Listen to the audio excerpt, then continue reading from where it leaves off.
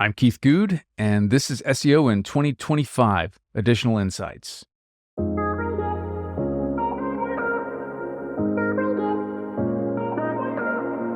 Keith, what's your additional insight for SEO in 2025?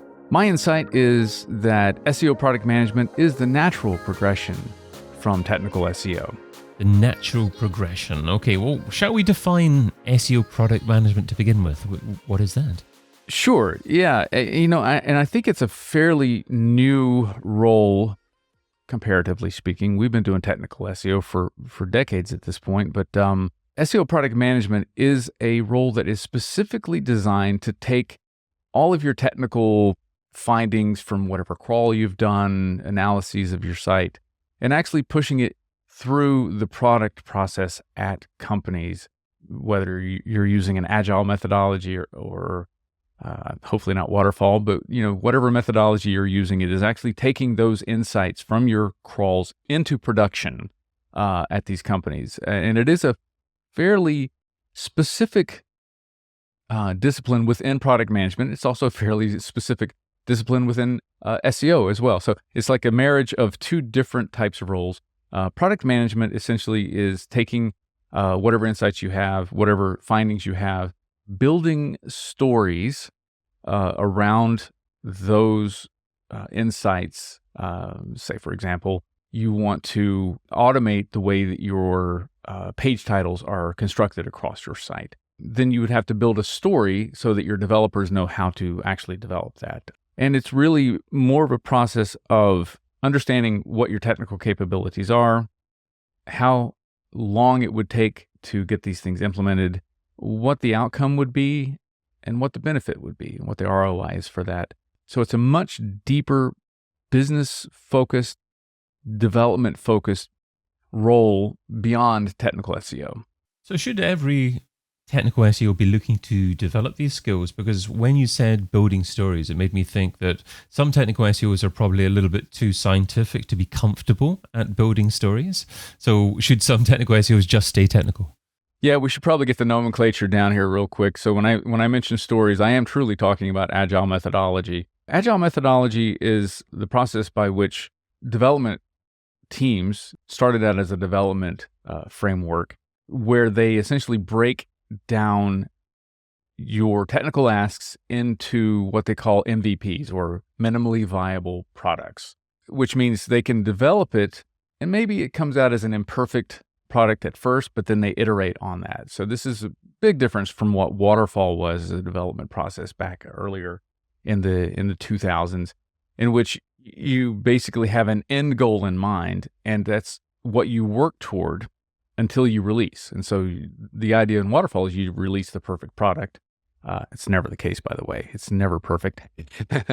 And then you move on to the next product. The problem with that methodology was that you would release a product, something would be broken, and then it would take you another 6 months to 12 months to fix it and to get the product that you actually wanted. And that might be imperfect. And so it was a very laborious process, a long process. And it just required so much perfection on the part of the developers that it was a frustrating process. So with Agile, it's an iterative process where you sort of start out at a starting point, and then you iterate upon it until it becomes the product that you want it to be. And that may just be a perpetual process. Like a website, I would say, is a perpetual iterative process because it's always going to change. There's always going to be new standards. There's always going to be new technologies. And so you continually iterate on the perfect website. I mean, Amazon is a perfect example of that. They have iterated for decades now.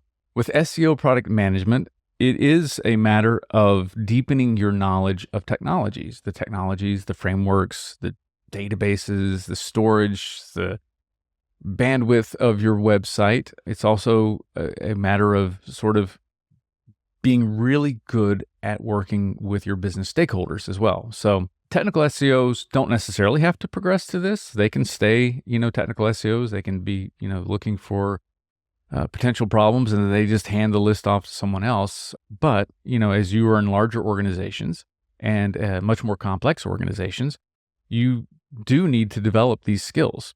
And so it is a natural progression. And one of the benefits to this is that, as you may or may not be aware, you can be in a job market where it's terrible. And like right now, I would say that the SEO job market is not great. I've seen some SEO director roles where they're paying the starting pay is $70,000 US. Mm. And I'm thinking, a director of SEO, $70,000 US. That's not a lot of money. Sure. A year ago, or I'm sorry, 2 or 3 years ago, that would have been 140, And so corporations are getting a lot more comfortable with paying less for these roles, if the roles are even available. And we've seen a lot of our colleagues in this industry sit on the sidelines, unable to find a job because of the use of AI in the applicant tracking systems, or the ATSs out there, that are just immediately sending out rejections, just immediately. Not even, no human looking at these well-qualified resumes, and people are getting sort of thrown to the side. So another benefit to becoming an SEO product manager is that you can just move, if SEO is suddenly being perceived as not valuable to corporations, you can just move straight into product management, because that is a discipline in and of itself. And that may involve, like if you're working for an e-commerce site, that might be the payment process. It might be developing a frictionless user experience. They have to move away from SEO for a while, for the time being. So it is a great benefit to learn these skills. So it sounds like one of the key aspects of an SEO product manager is to actually determine what to focus on, as well as actually to be able to articulate what to do.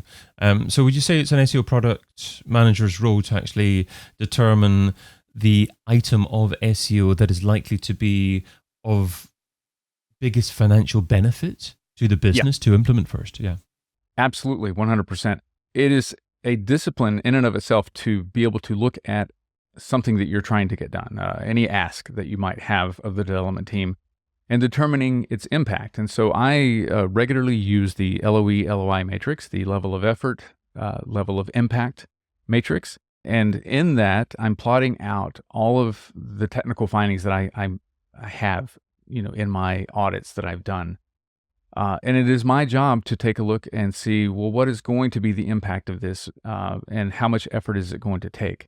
This is why learning how your developers work really matters, because you can say, oh, that's going to take them 4 weeks to do, but it's going to have a very small incremental impact on traffic or revenue, for that matter. To keep yourself from looking like a fool and bringing up all of these, really small, maybe unimportant tasks to the development team, by plotting out your requests into the LOE/LOI matrix, you're able to say, all right, I know this one is going to have a big impact. It's going to take a very small amount of effort. And then suddenly you can start reporting back to the development team, to your business stakeholders. Hey, we've driven more traffic because of these 5 fixes we put in the last month. So yes, it is a matter of really understanding priority and understanding impact and effort. So how do you determine the level of impact that an SEO activity is going to have? Yeah, that's always the challenge, isn't it? Because SEO in and of itself is really an additive type of discipline, right? Everything that we do has an additive effect, and it may not necessarily have a revolutionary effect on the site. We can say, all right, if I modify my meta descriptions to include the appropriate keywords or whatever, maybe 10 years ago, that might have had more of an impact than it does now, because we know that Google, if it doesn't find what it needs in your meta description, it will build its own meta description right now. It'll do the same thing with your titles as well. And so 10 years ago, that I might have been able to say, yeah, that will have an impact. Or maybe even 15 years ago, it might have had an impact. Today, I can't say that. So it is understanding the additive nature of SEO, but it's also understanding where the snags are, where are the crawlers running into a problem going through your site, where are users having a usability problem on your site. Then you can begin to understand what the impact would be. So it's breaking out, is this a benefit to the Google, to Googlebot and Bingbot crawlers, or is this a benefit to the users? Is it a benefit in traffic, or is it a benefit in revenue? So you really have to sort of understand the business needs that you have, and then understand how your efforts are going to fit into that. And what about determining the amount of effort required by developers to help you out? Is it as simple as having conversations with them? Yes. It's really interesting just talking to someone. You can have a better understanding of what it's going to take to accomplish something. And you might say, because you worked for a previous site, we need to do this. And you might talk to a developer and they go, we're going to have to do a complete refactoring of our code on the site in order to do that. At your previous job, that might have been easy. At the current job, that might not be a possibility because of the amount of staff you have, the resources that are available, and the amount of budget that you have. So yeah, having those conversations is vital. So it's really just, it is getting you out of your own head, out of your own spreadsheets, talking to your developers and understanding their pain points. And that will also help you build better stories for them. So within Agile, you build what are known as user stories. And sometimes you have groups of user stories that sort of lead up to what is known as an epic. But as you're writing up these stories, you know that you've broken it down to the smallest possible piece that you can, but you're also building toward the minimal viable product that will actually be acceptable to your business. And then also understanding what technologies are involved in making this fix. So you can write a story that says, I am looking to implement changes to our sitemaps, for example. That's not going to involve all of your developers. That's going to involve some people that are working on your database and some of your front-end folks. And that's it. But yeah, it is a matter of the conversations. It is a matter of learning the technologies yourself a little bit. I know more now about JavaScript than I've ever known in my entire career because I've had to work with so many websites that use JavaScript frameworks to build out the experience for their users. Has being an SEO product manager changed the way that you view SEO with regards to perhaps what you would include in an SEO training session for general marketers? Would you incorporate different elements in there and articulate the value of SEO differently? Yes, mainly because I have had much grander visions of an impact that something would have than actually happened. And this has been a real big challenge in my career because I'll say, if we do this, this is going to really make a big difference. And then the change is implemented and nothing happens. It's a big flash in the pan, if nothing else. So yeah, it has changed my perspective on SEO. I have gone from seeing changes as having huge impacts to having additive impacts and understanding how my roadmap should look each year.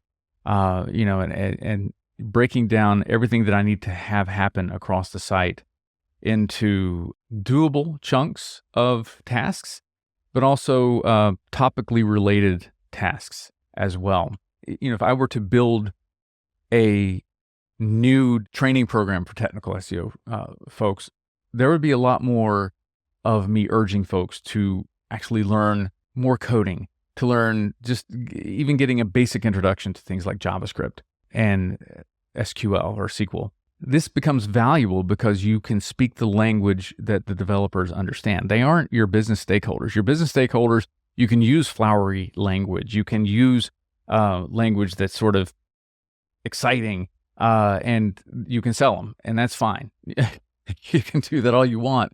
But when you talk to a developer, they're much more pragmatic. They're much more practical, and they speak a different language than your business stakeholders. And you need to be able to speak that in order to get your stories pushed through.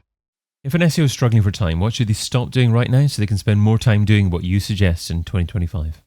Struggling for time oftentimes has to do with prioritization of your efforts. And SEOs can and have in the past basically run an audit and considered everything on that audit important.